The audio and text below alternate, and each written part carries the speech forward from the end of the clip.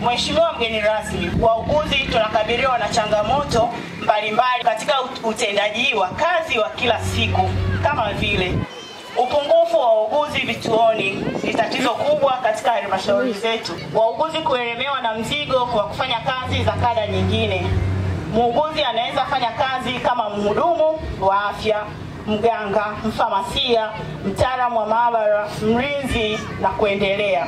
Hii inapunguza ufanisi wa kazi na kinga ya mwili kwa muuguzi na kupelekea magonjwa kwake. Baadhi ya vituo vya kutolea huduma kukosa umeme wa uhakika, hasa nyakati za usiku, ambapo mkunga analazimika kutumia simu yake wakati wa kutoa huduma. Pamoja na wauguzi kusoma uongozi, leadership and management, bado muundo wa utawala hauwatambui. Inapelekea kada zenye elimu ya chini kuongoza kituo. Mheshimiwa mgeni rasmi, pamoja na changamoto tulizoorodhesha hapo juu, tunamshukuru Rais wa Jamhuri ya Muungano wa Tanzania, Mheshimiwa Dr. Samia Suluhu Hassan, kwa kusikia kilio chetu cha muda mrefu kuhusu muundo wa utumishi wa kada ya afya, hasa uuguzi, ambapo zaidi ya miaka 12 na sasa muundo mpya unaanza rasmi Julai mosi.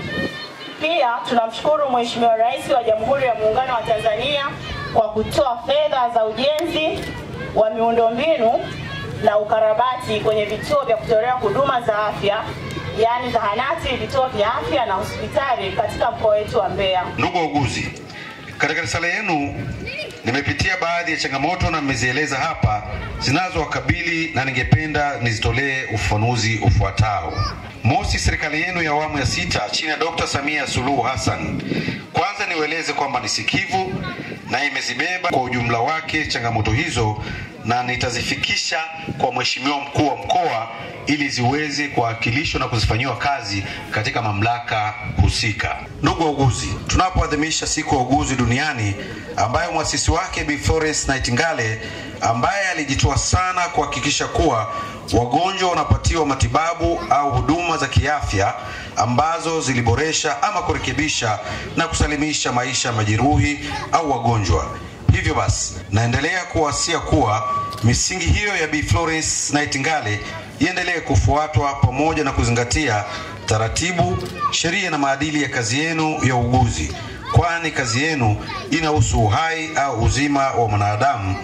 Hivyo ni kazi inayohitaji utayari, umakini, uwajibikaji, weledi na moyo wa huruma. Tanzania kama nchi itaendelea kuboresha, kujenga, kuanzisha na kuendeleza taasisi na miundombinu yote ya afya.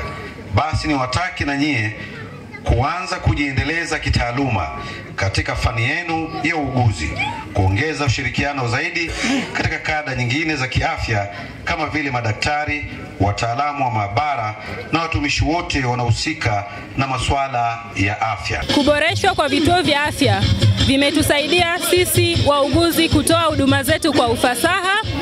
Sasa hivi tunaweza tukatoa huduma kwa kujiamini, kwa sababu huduma zote zinapatikana hapo kwenye vituo vyetu vya afya.